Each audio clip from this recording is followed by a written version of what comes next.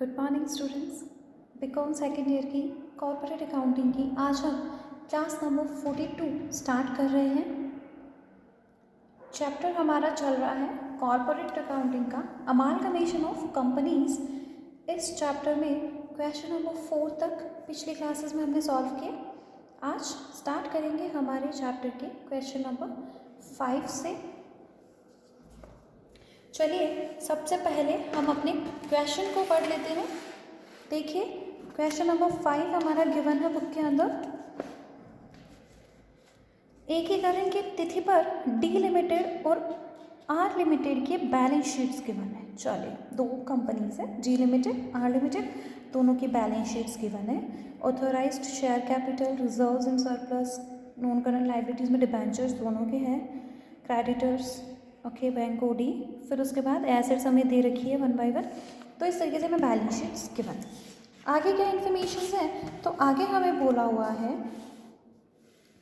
दोनों कंपनियों ने क्रय के स्वभाव वाला एकीकरण करने तथा डीआर लिमिटेड के नाम से 50 लाख रुपए की अधिकृत पूंजी के साथ जो कि 10 रुपये वाले इक्विटी अंशों में विभाजित होगी एक नई कंपनी की स्थापना करने का निश्चय किया।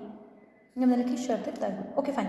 क्या हो रहा है, amalgamation in the nature of merger, sorry in the nature of purchase, ये तय किया दोनों कंपनियों ने कि हम amalgamation in the nature of purchase करेंगे और दोनों का समापन करके दोनों के स्थान पर एक नई कंपनी डीआर लिमिटेड बनेगी जिसकी ऑथराइज्ड शेयर कैपिटल होगी 50 लाख जो कि ₹10 वाले इक्विटी शेयर्स में होगा। Okay fine. अब इन्होंने क्या क्या शर्तें तय की है, तो in case of D limited और in case of R limited दोनों में अलग अलग चीज़ें दे रखी है। देखिए चलते हैं, इन केस ऑफ डी लिमिटेड पढ़ते हैं। फर्स्ट कह रहा है नई कंपनी समस्त संपत्ति एवं दायित्व को पुस्तक मूल्य पर खरीदेगी। बहुत अच्छी बात है। नई कंपनी डी लिमिटेड के प्रत्येक 5 इक्विटी अंशों के लिए 10 रुपये वाले पूर्ण प्रदत्त 6 इक्विटी अंश निर्गमित करेगी और 20,000 रुपये नकद देगी। समझिए ये है हमारा परचेज कंसिडरेशन।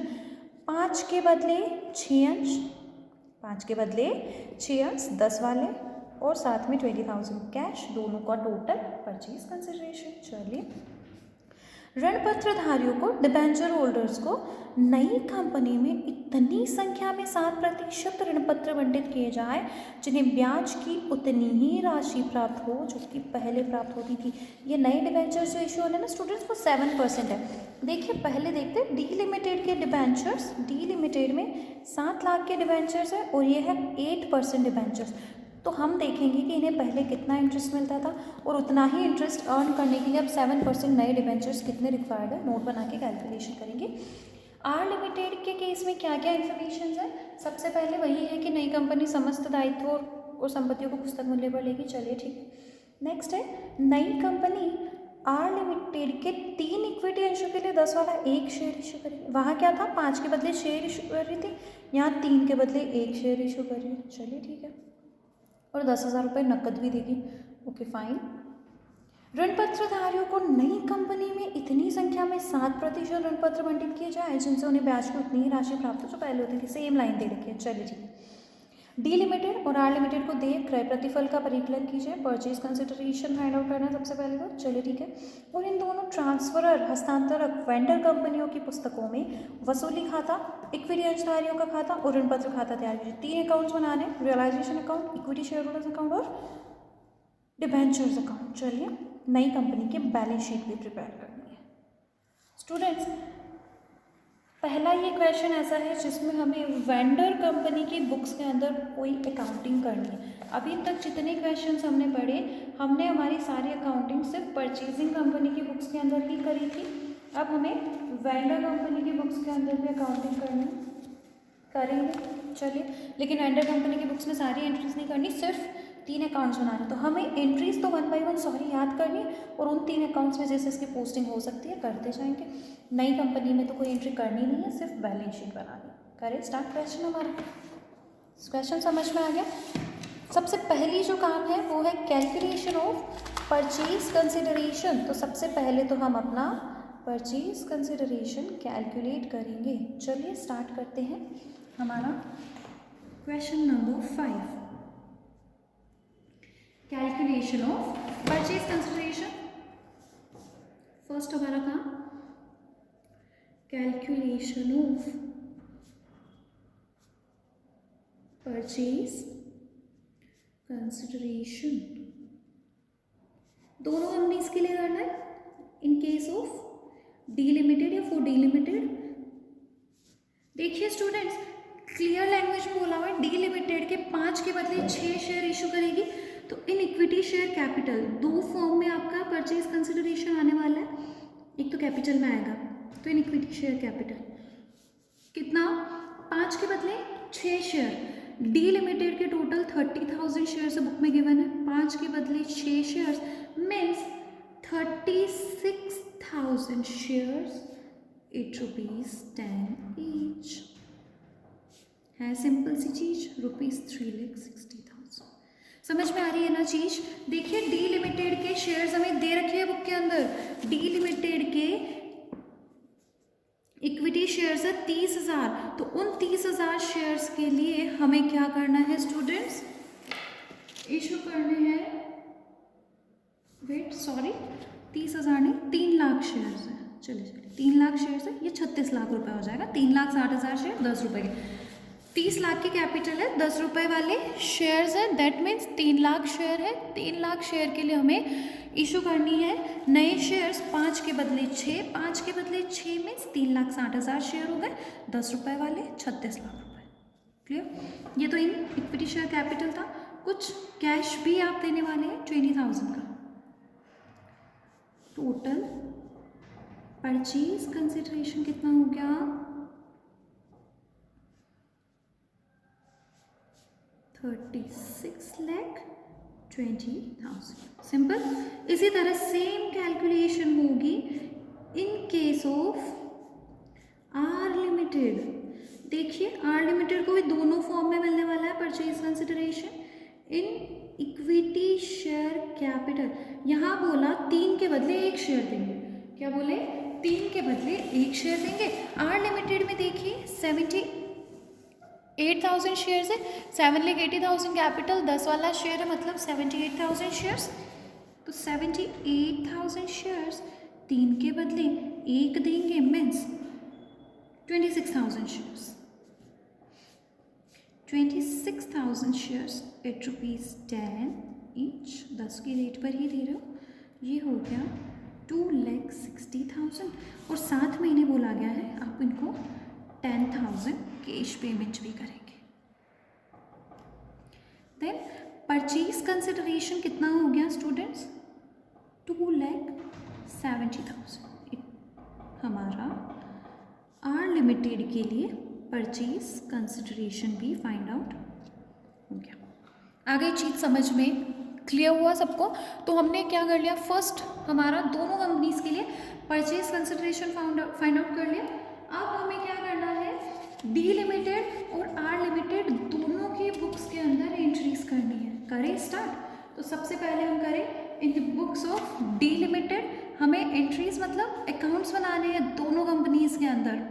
3 अकाउंट्स दे रखे हैं, वो 3 अकाउंट्स ही बनाएंगे। फर्स्ट हम अकाउंटिंग करेंगे in the books of D limited.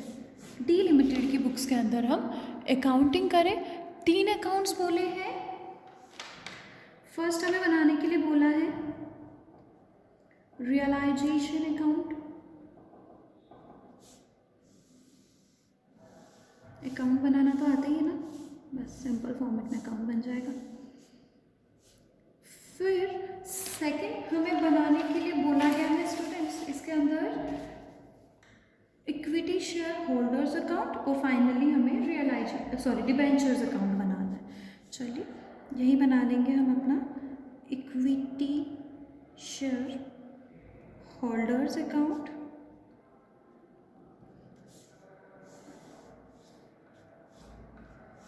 और एक हमें बोला गया है डिबेंचर्स। तो आर डी लिमिटेड के जो है 8% डिबेंचर्स है, यहाँ हम लिख देंगे 8% डिबेंचर्स अकाउंट। बहुत सिंपल से अकाउंट्स बन के तैयार करने हमें बनाने हैं। करें स्टार्ट। डी लिमिटेड की बुक्स में ये 3 अकाउंट्स बनाने के लिए हमें बोला गया है, तो ये तीनों अकाउंट्स अब हम बनाएंगे। चलिए स्टार्ट करते हैं। आप वेंडर कंपनी की बुक्स के अंदर की जाने वाली जर्नल एंट्रीज को याद करिए। एक एक करके उन एंट्री की पोस्टिंग हम करेंगे। जिस जिस अकाउंट में जो जो एंट्री करनी है वो करते जाएंगे। फर्स्ट, इन केस ऑफ मतलब in amalgamation in the nature of purchase, सबसे पहले उन एसेट्स को और उन लाइबिलिटीज़ को रियलाइजेशन में ट्रांसफ़र करते हैं जो परचेजिंग कंपनी लेने को तैयार हुई। और यहाँ सारी एसेट्स सारी लाइबिलिटीज़ ले लें। हमें एसेट्स लाइबिलिटीज़ को रियलाइजेशन में बुक वैल्यू पर ट्रांसफ़र कर देना है। सबसे पहले डी लिमिटेड की जितनी एसेट्स हैं उनको यहाँ ट्रांसफ़र करेंगे। एंट्री कैसे होगी? Realisation to assets. तो देखिए, to free hold property D Limited की एसेट है 9 लाख रुपए की फ्री होल्ड प्रॉपर्टी। फिर आगे डी लिमिटेड की प्लांट एंड मशीनरी गिवन है, लिखते हैं यहाँ पे प्लांट एंड मशीनरी 7 लाख रुपए से। सामने वाली कंपनी चाहे बुक वैल्यू पर लो चाहे किसी नई वैल्यू पर, रियलाइजेशन में ट्रांसफ़र हमेशा बुक वैल्यू पर ही होता है वेंडर कंपनी में, ध्यान देना इस चीज़ को। गुडविल दे रखी है, लिख देते हैं टू गुडविल। कितना दिया हुआ गुडविल? देखिए 2 लाख। चलिए, इसके बाद स्टॉक दे रखा है तो इसे भी लिख दे टू स्टॉक। कितना? 13,65,520। इसके बाद डेटर्स दे रखे हैं, डेटर्स को भी लिख दे 5,17,000। इसके बाद कैश दे रखा है टू कैश एट बैंक 6,73,480। लिख दिया सब कुछ।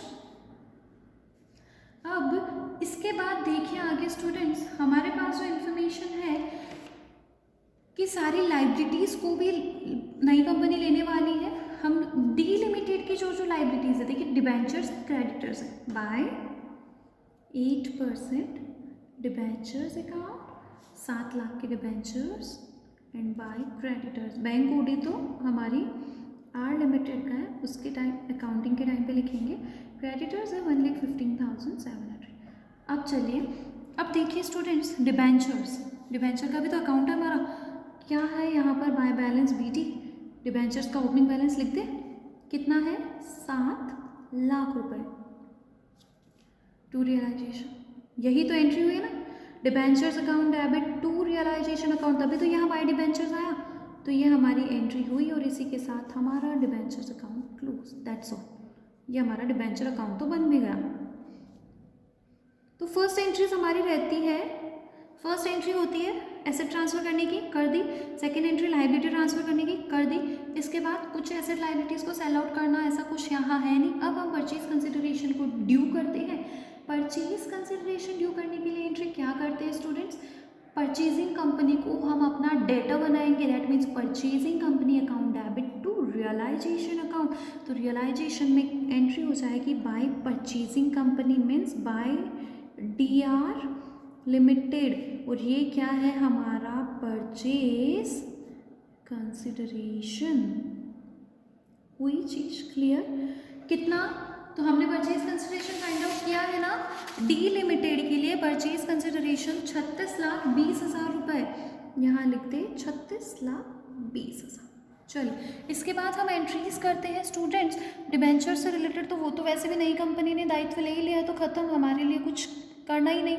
अब इसके बाद देखिए स्टूडेंट्स, हम एंट्री करते हैं प्रेफरेंशियल कैपिटल से रिलेटेड, जो कि इस क्वेश्चन के अंदर नहीं है। इसके बाद एंट्री होती है रियलाइजेशन एक्सपेंसेस से रिलेटेड, लिक्विडेशन एक्सपेंसेस से रिलेटेड, वो भी यहाँ पर नहीं है। फिर हम करते हैं अपने इक्विटी शेयर होल्डर्स। तो चलिए, इक्विटी शेयर कैपिटल और जितने भी रिजर्व सरप्लस फिक्टिशियस एसेट्स सब कुछ ट्रांसफर कर दो इक्विटी शेयर होल्डर्स के अकाउंट में। एंट्री कैसे होगी? कैपिटल और रिजर्व्स क्रेडिट बैलेंस के साथ होते हैं, इनको करेंगे डेबिट और क्रेडिट होगा हमारा इक्विटी शेयर होल्डर्स अकाउंट। तो इक्विटी शेयर होल्डर की क्रेडिट साइड में एंट्रीज होती जाएगी 1 बाय 1। कैसे? Bye equity share capital account, कितना? 30 लाख। बाय सिक्योरिटीज प्रीमियम, जितने जितने भी इनके अकाउंट्स हैं सारी एंट्रीज हो जाएगी यहाँ पे 3,000। बाय जनरल रिजर्व अकाउंट, जितनी भी रिजर्व, सरप्लस, कैपिटल जो भी है सब कुछ इक्विटी शेयर होल्डर के अकाउंट में ट्रांसफर होकर अकाउंट्स क्लोज होंगे by profit and loss account 3,37,300। ये हमारी एंट्री कैसे होती है देखना, equity share capital account debit to equity share holders, security premium account debit, general reserve account debit, profit and loss account debit to equity share holders. तो हमने यही entry करी। इसके बाद कोई फिक्टिशियस एसेट होती है तो हम एंट्री करते हैं equity share holder account debit to fictitious asset, but ऐसा कुछ तो है नहीं। चलिए अब फाइनली हम अपनी रियलाइजेशन अकाउंट को क्लोज करके देखते हैं प्रॉफिट है कि लॉस। तो चलिए रियलाइजेशन अकाउंट की डेबिट क्रेडिट साइड दोनों साइड से टोटल कर देते हैं, हमें पता चल जाएगा कि रियलाइजेशन पर प्रॉफिट या लॉस, क्योंकि अब हमें रियलाइजेशन अकाउंट को क्लोज करना रहता है इस स्टेज पे पहुंचने के बाद। क्रेडिट साइड टोटल ज़्यादा है और डिफरेंस है 79,700 का, तो यहाँ लिखेंगे प्रॉफिट हो चाहे लॉस हो कहाँ ट्रांसफ़र होता है, इक्विटी शेयर होल्डर्स के अकाउंट में। और यहाँ क्या है स्टूडेंट्स, प्रॉफिट कितना 79,700, अकाउंट क्लोज। तो यहाँ एंट्री आ जाएगी ना बाय रियलाइजेशन अकाउंट कितना 79,700, ये हमारा प्रॉफिट ऑन रियलाइजेशन है, यहाँ इसको मेंशन भी करते हैं प्रॉफिट। क्लियर हुई चीज़, समझ में आया। अब हम फाइनल एंट्री करते हैं स्टूडेंट्स। हमारा जो परचेज कंसिडरेशन हमें रिसीव हुआ जिसके लिए हमें एंट्री करनी होती है बैंक अकाउंट डेबिट, जो हमें 2 रूप में मिला था ना, तो cash account debit 20,000, equity shares in DR Limited account debit 36 lakhs to DR Limited. ये हमारा परचेज कंसिडरेशन रिसीव करने की एंट्री होती है, उस एंट्री को करने की नीड नहीं, क्योंकि इन तीनों में से कोई भी अकाउंट यहाँ पे हमें नहीं बनाना है। अब फाइनली इक्विटी शेयर होल्डर्स को पेमेंट किया जाता है और इनको देंगे क्या, परचेज कंसिडरेशन। तो एंट्री क्या होगी, equity share holders account debit to equity shares in DR Limited 36 lakh के शेयर्स, और टू कैश 20,000 रुपये का जो कैश रिसीव हुआ वो पेमेंट हो जाएगा।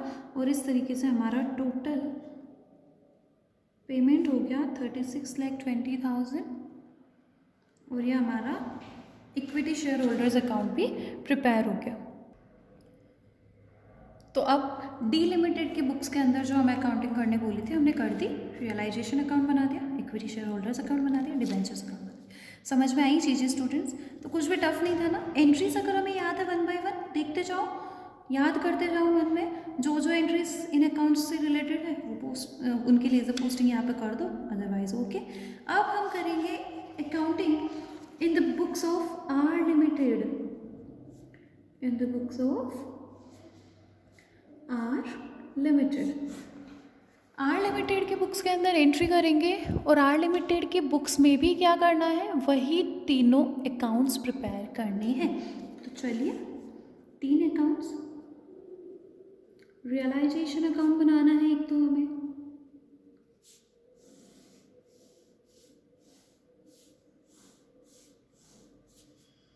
एक हमें डिबेंचर्स अकाउंट बनाना है। तो R लिमिटेड के जो डिबेंचर्स हुआ 10%, तो यहाँ लिख देंगे 10% डिबेंचर्स अकाउंट। फिर हमें एक अकाउंट बनाना है इक्विटी शेयर होल्डर्स अकाउंट, यहाँ बना देंगे।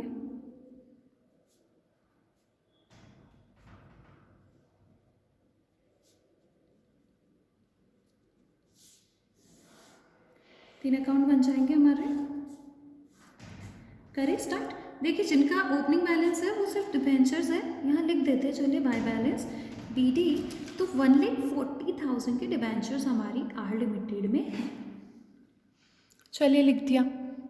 अब करें आगे स्टार्ट।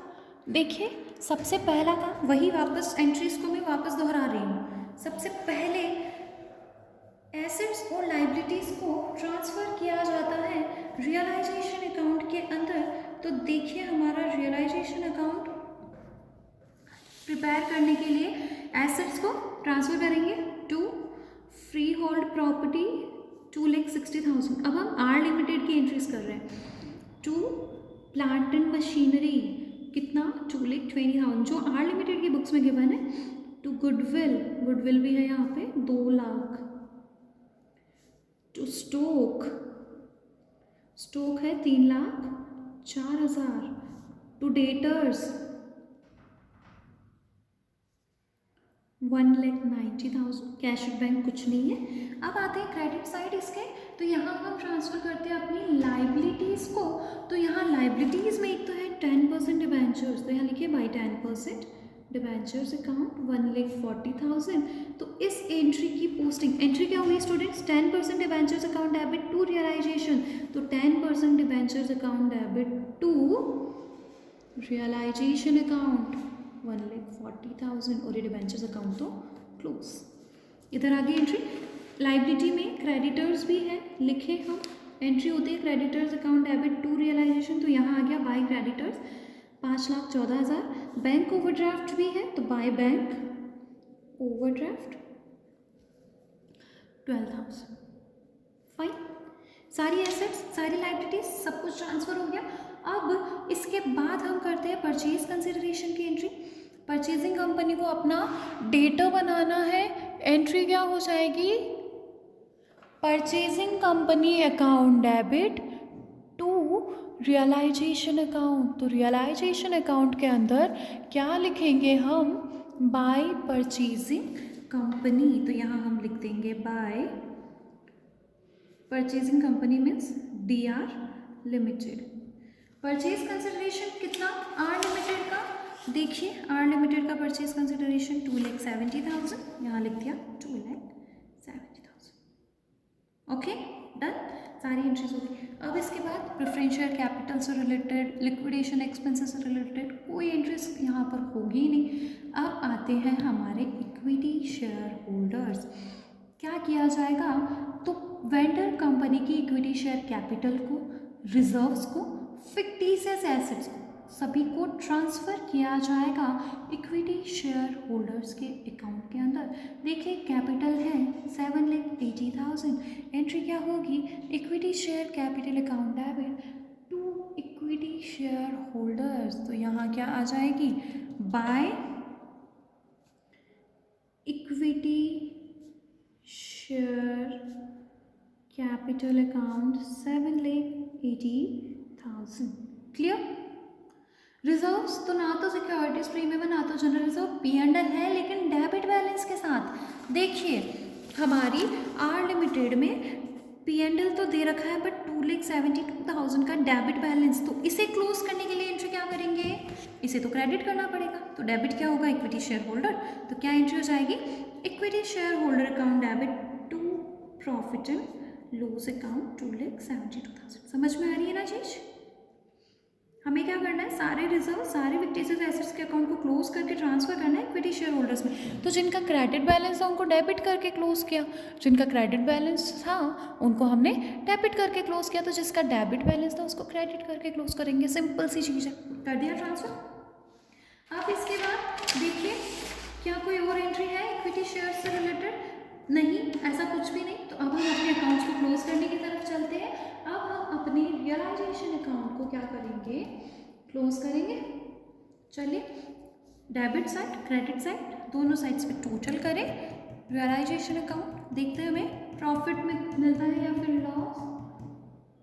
यहाँ पर तो लॉस है और लॉस है 2,38,000 का, 2,38,000 का लॉस हो चाहे प्रॉफिट किसका है? इक्विटी शेयर होल्डर्स का। लॉस 2,38,000 टोटल आ रही है हमारे काम की 11,74,000। यहाँ क्या आ जाएगा? टू रियलाइजेशन अकाउंट, एंट्री क्या हुई? Equity share holders account debit to realisation, इसलिए यहाँ हमने टू रियलाइजेशन लिखा, यहाँ बाय इक्विटी शेयर होल्डर लिखा। अकाउंट हमारा ये क्लोज। अब बचता है सिर्फ इक्विटी शेयर होल्डर्स अकाउंट। तो फाइनल एंट्री क्या होती है स्टूडेंट्स? इक्विटी शेयर होल्डर्स को परचेज कंसिडरेशन का पेमेंट किया जाता है। Purchase consideration 2,60,000 shares, 10,000 cash, then यहाँ लिख दे to equity shares in DR limited, क्योंकि जब हमें परचेज कंसिडरेशन मिला ना उसकी एंट्री क्या होती है? Cash account debit 10,000 equity shares in DR Limited account debit 2,60,000 to DR Limited 270 से ये एंट्री हुई थी, तो हम इन्हें इक्विटी शेयर्स दे देंगे 2,60,000 के, वो कैश पेमेंट कर देंगे 10,000 का, और इसी के साथ ही हमारा अकाउंट बिल्कुल 100% क्लोज हो जाएगा। समझ में आई चीज़? तो हमने आर लिमिटेड की बुक्स के अंदर भी अकाउंटिंग कंप्लीट कर ली। तो दोनों कंपनीज की बुक्स में अकाउंटिंग हो गई, डी लिमिटेड की हो गई, आर लिमिटेड की हो गई। Any doubt, any problem? No. अब हमें फाइनली हमारी डी आर लिमिटेड की बैलेंस शीट बनानी है। उस बैलेंस शीट को बनाने से पहले हमें कुछ वर्किंग नोट बनाने पड़ेंगे स्टूडेंट्स, क्योंकि मैंने आप लोगों को बताया था कि परचेजिंग कंपनी जब किसी का बिजनेस परचेज कर रही है, क्योंकि यहाँ amalgamation in the nature of purchase है, तो ये तय है स्टूडेंट्स कि परचेज बिजनेस करते हैं जब हम, उसकी एंट्री करते टाइम पे गुडविल या कैपिटल रिजर्व का निकालना भी पॉसिबल है, क्योंकि नेट एसेट्स मेथड नहीं था, नेट पेमेंट मेथड, मतलब कुछ डिफरेंस रहने की पॉसिबिलिटी भी है। तो चलिए पहले हम डीआर लिमिटेड के बुक्स में जो जो जर्नल एंट्रीज की जाती है उन सभी जर्नल एंट्रीज को कर लेते हैं एज अ वर्किंग नोट। हम उन सारी एंट्रीज को करेंगे। समझ में आ रही है चीज़? करनी पड़ेगी। अब करते हैं, चलिए।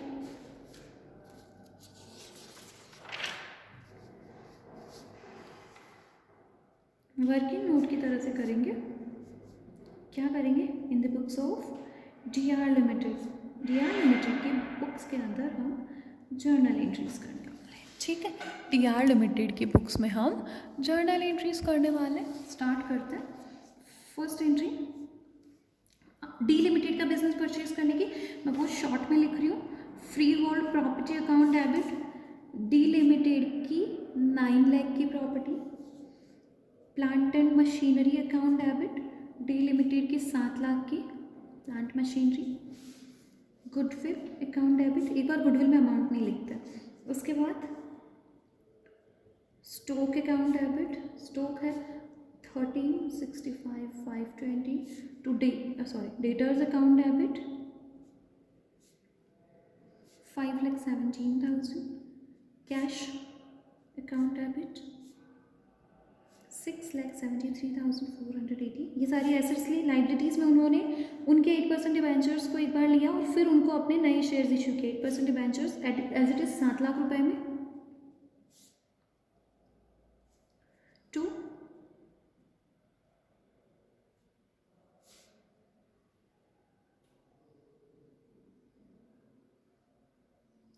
क्रेडिटर्स अकाउंट, क्रेडिटर्स दे रखे 1,15,700।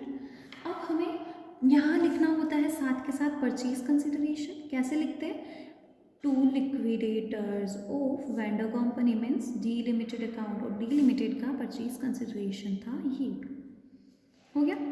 अब इस एंट्री में डिफरेंस देख लो स्टूडेंट्स। देखो यहाँ ध्यान रखना कि गुडविल 2 लाख रुपए से है, लेकिन अगर कुछ भी कम या ज़्यादा होता है तो उसे हम सबसे पहले गुडविल में एडजस्ट करेंगे। अगर इस साइड टोटल बिना गुडविल लिखे भी ज़्यादा आ रही है ना, तो यहाँ हम कैपिटल रिजर्व खोलेंगे, लेकिन अगर कम आ रही है तो जो भी डिफरेंस का अमाउंट है वो हम यहाँ लिख देंगे। टोटल करके देखते हैं दोनों साइड में।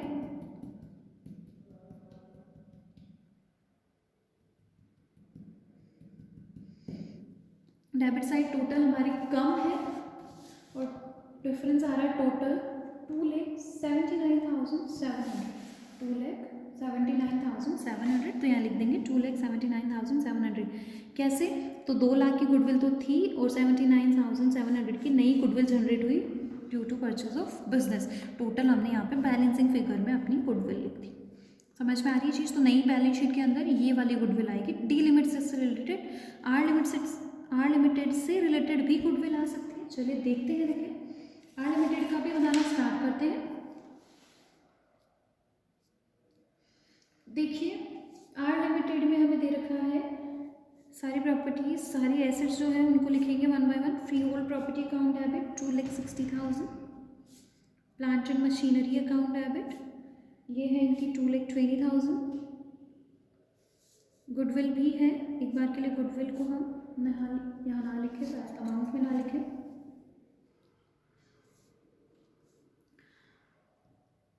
स्टॉक अकाउंट डेबिट, स्टॉक हमारा 3,04,000।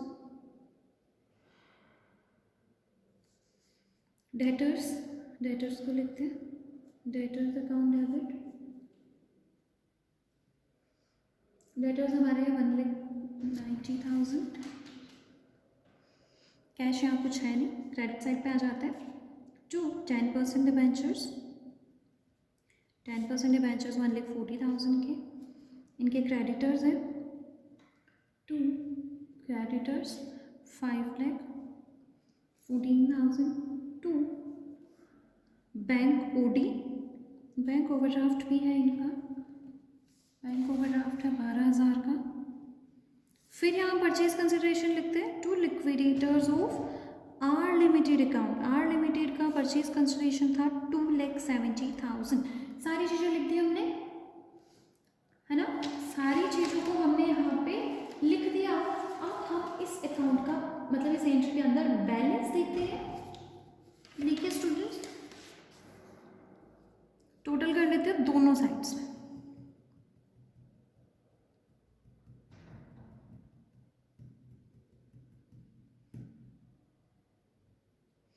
बिना गुडविल लिखे भी इस साइड बैलेंस ज़्यादा है, दैट मीन्स यहाँ पर गुडविल नहीं लिखा जाएगा, यहाँ आएगा कैपिटल रिजर्व और बैलेंस में आएगा हमारा कैपिटल रिजर्व 2,38,000 से। टोटल डिफरेंस आ रहा था अभी 2,38,000 का।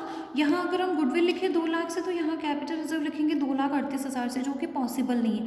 बिजनेस परचेज की एंट्री करते टाइम पे दोनों चीज़ें एक साथ नहीं लिखी जा सकती इन केस ऑफ परचेज। अगर आप परचेज के नीचे का अमालगमेशन है, गुडविल के लिए भी आप पेमेंट कर रहे हो और आप अपना कैपिटल रिजर्व भी मान रहे हो, ये नहीं हो सकता। इसलिए हमने यहाँ से गुडविल को नहीं लिखना है, हमें यहाँ बैलेंसिंग फिगर में अपना कैपिटल रिजर्व लिख देना है। समझ में आ रही है ना चीज़? यहाँ हमारा गुडविल में और इंक्रीज हो रहा था, इसलिए हमने ऐड करके लिख दिया, लेकिन यहाँ तो गुडविल है ही नहीं क्योंकि कम है। दैट मीन्स हमें कैपिटल रिजर्व अकाउंट ओपन करना पड़ा क्रेडिट साइड में 38,000 से।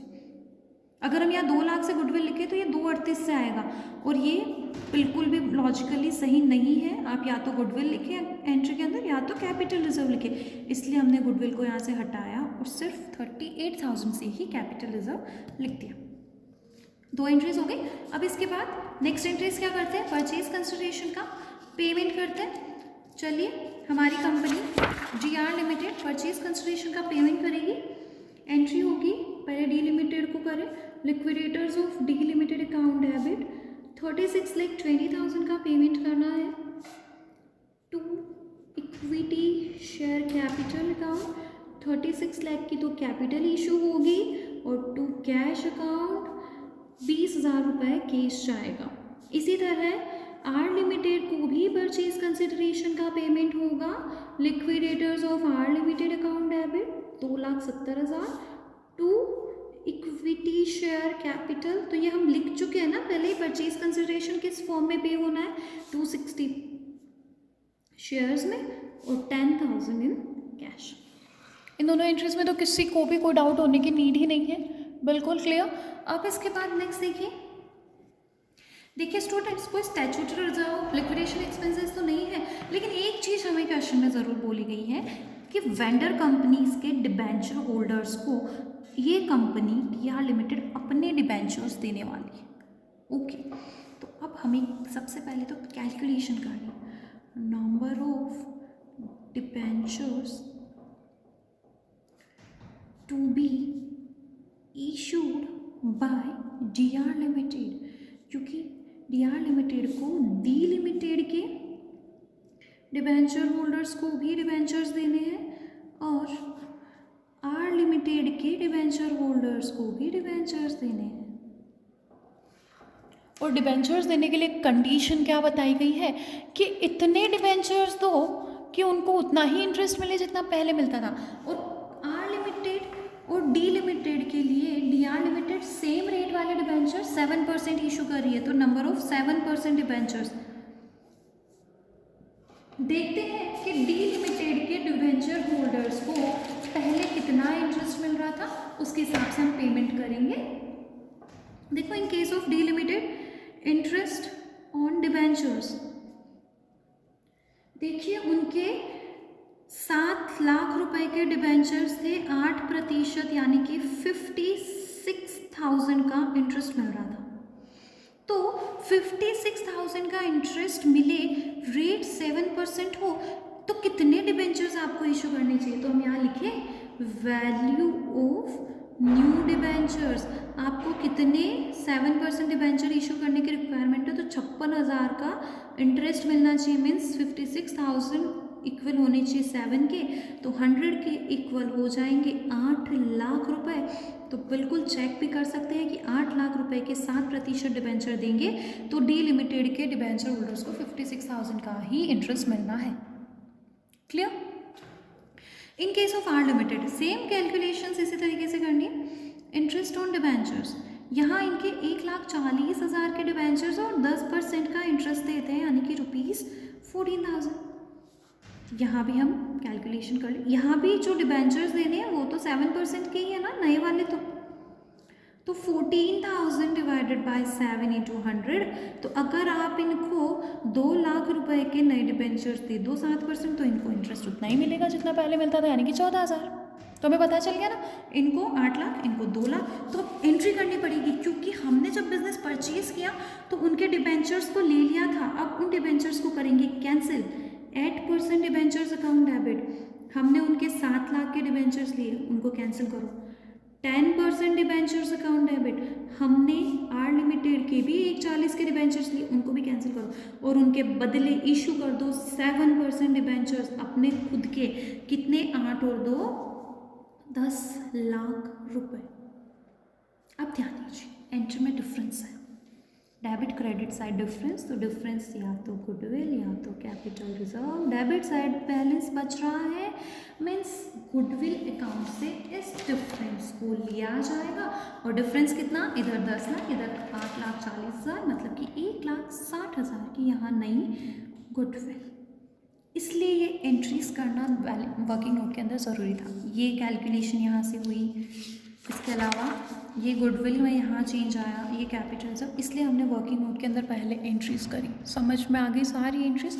अब हम बैलेंस शीट बना सकते हैं। किस कंपनी की? Balance sheet of DR limited, नई company, initial balance sheet of DR limited. First proper format में स्टूडेंट्स, इक्विटी एंड लाइबिलिटीज। इसमें भी सबसे पहले क्या लिखा जाएगा? Share holders fund. Share holders funds के अंदर ए पॉइंट हमारा आएगा शेयर कैपिटल। इस कैपिटल में ऑथराइज्ड, इशूड एंड सब्सक्राइब्ड, सारी कैपिटल्स को एक एक करके लिखेंगे।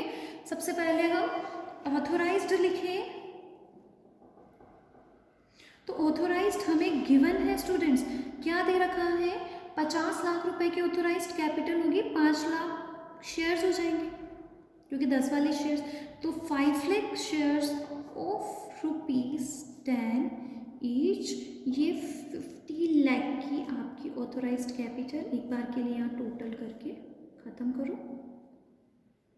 Next, issued and subscribed capital. इस कंपनी ने अभी तक कितने शेयर इशू कर दिए? तो इन्होंने 3,60,000 शेयर्स तो इशू किए हैं स्टूडेंट्स। किसे? डी लिमिटेड को। सॉरी, 36 लाख शेयर्स तो इशू किए डी लिमिटेड को और 2,60,000 इशू किए हैं आर लिमिटेड को। तो टोटल कितने हो गए?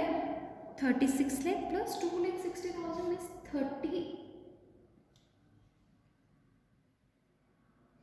38,60,000 की कैपिटल इशू हो चुकी है। कितनी? 38,60,000 की कैपिटल। तो शेयर्स कितने हो गए? 3,86,000। तो 3,68,000 इक्विटी शेयर्स ऑफ ₹10 ईच। यहाँ मैंने गलती से 36 लाख और 2,60,000 शेयर्स बोल दिया है। शेयर्स हमारे 3,60,000 और 26,000, मतलब 3,86,000। Then 3,86,000 equity shares of ₹10 each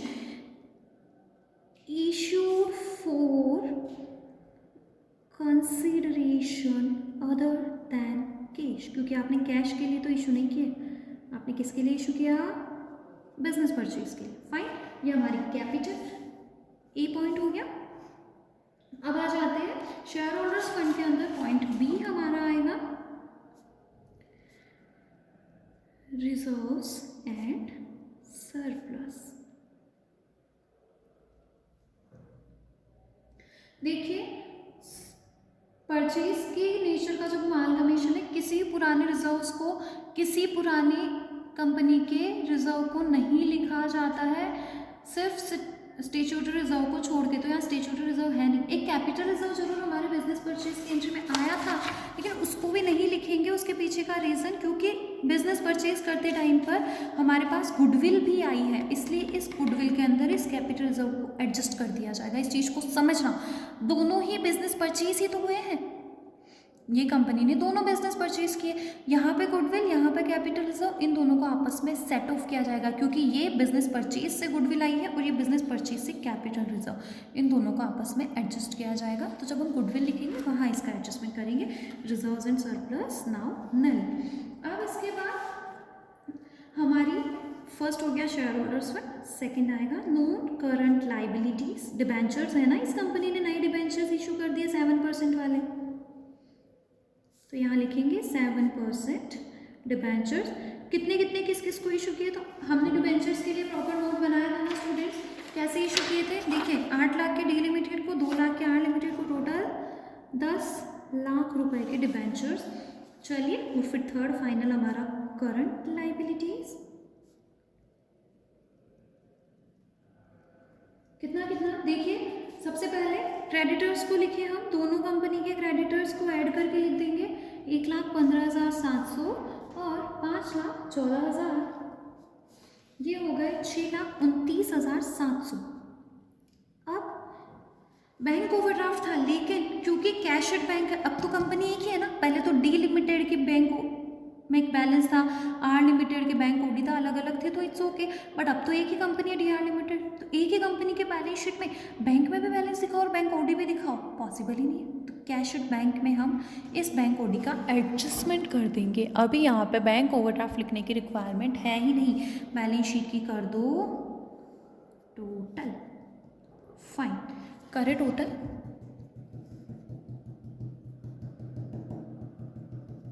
ये 50 लाख को हम टोटल में नहीं लेते हैं ना, ऑथराइज्ड कैपिटल बैलेंस शीट के टोटल के अंदर नहीं आती। ये आ गई 54,89,700। ये हमारी बैलेंस शीट की लाइबिलिटी साइड कंप्लीट हुई। अब हम बनाए हमारी बैलेंस शीट की एसेट साइड। फर्स्ट हमने इक्विटी एंड लाइबिलिटीज लिखा, सेकंड आती है हमारी एसेट्स। एसेट्स में फर्स्ट आती है नॉन करंट एसेट्स, इसमें भी ए पॉइंट आता है tangible fixed assets. Tangible fixed assets, दोनों कंपनीज की टेंजिबल फिक्स्ड एसेट्स थी। शॉर्ट में लिख रही हूँ, देखिए, फ्री होल्ड प्रॉपर्टी 9 लाख थी, दूसरी कंपनी की 2,60,000 थी, टोटल 11,60,000। वीडियो काफ़ी लेंथी हो जाएगा, इसलिए मैं शॉर्ट में लिख रही हूँ स्टूडेंट्स। प्लांट एंड मशीनरी ये 7 लाख और ये 2,20,000, 9,20,000। बैलेंस शीट में आप एग्जाम में कभी शॉर्ट फॉर्म यूज़ ना करें। इसके बाद intangible fixed assets. Intangible fixed assets हमारे पास गुडविल है ना, बिल्कुल। अब गुडविल हमें देखनी है। देखिए स्टूडेंट्स, गुडविल हमारे पास सबसे पहले तो हमने जब परचेज किया बिजनेस किसका, डी लिमिटेड का, वहां से हमारे पास गुडविल आई थी कितनी, 2,79,700। लिखे इसे 2,79,700। इस कंपनी में तो यही एंट्रीज हुई है, इन्हीं के बेस पे बैलेंस शीट बननी है, और कोई गुडविल यहाँ तो आई नहीं। यहाँ एक गुडविल और थी 1,60,000, उसमें से लेस कर दे कैपिटल रिजर्व ऑफ ₹38,000। समझ में आई चीज।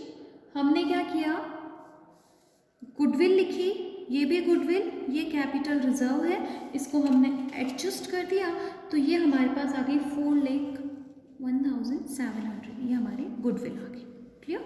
अब अदर नॉन करंट एसेट्स ऐसा कुछ है नहीं। सेकंड नंबर पे हम लिखेंगे अपनी करंट एसेट्स को। देखिए करंट एसेट्स स्टॉक गिवन है, दोनों कंपनीज का ऐड करके लिखेंगे। दोनों कंपनीज के स्टॉक 13,65,520 प्लस 3,04,000 यही दे रखा है, तो ये हो गया 16,69,520। आफ्टर दैट नेक्स्ट हमारी करंट एसेट्स डेटर्स 5,17,000 प्लस 1,90,000, ये हो गया हमारा 7,07,000।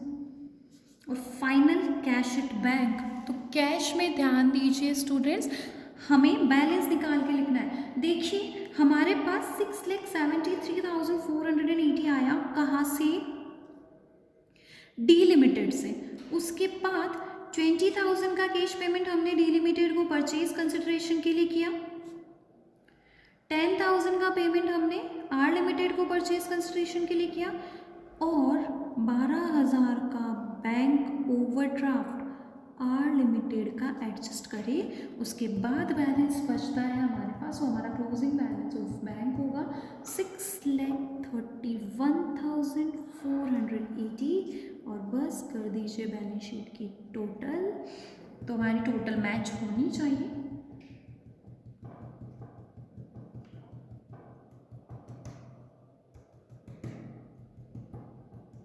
बिल्कुल 54,89,700, दैट्स आई चीज समझ में स्टूडेंट्स किस तरीके से हमने किया।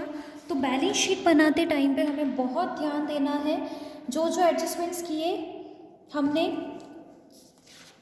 लाइबिलिटी साइड यहाँ for consideration other than cash लिखना ज़रूरी, डिबेंचर्स हमने नहीं लिखे, सही से लिख दिए। फिर हमने अपने क्रेडिटर्स, एसेट साइड ध्यान दीजिए, गुडविल में हमने कैपिटल रिजर्व एडजस्ट किया, कैश और बैंक का इस तरीके से बैलेंस, इसे हम अलग से वर्किंग नोट बनाकर भी लिख सकते हैं। ये हमारी बैलेंस शीट प्रिपेयर हो गई। आई होप ये क्वेश्चन आप लोगों को बहुत अच्छे से क्लियर हो चुका है। चलिए पढ़िए वापस इस क्वेश्चन को, सॉल्व कीजिए। आगे क्वेश्चन नंबर 6 से नेक्स्ट क्लास के अंदर कंटिन्यू करेंगे। Okay, thank you.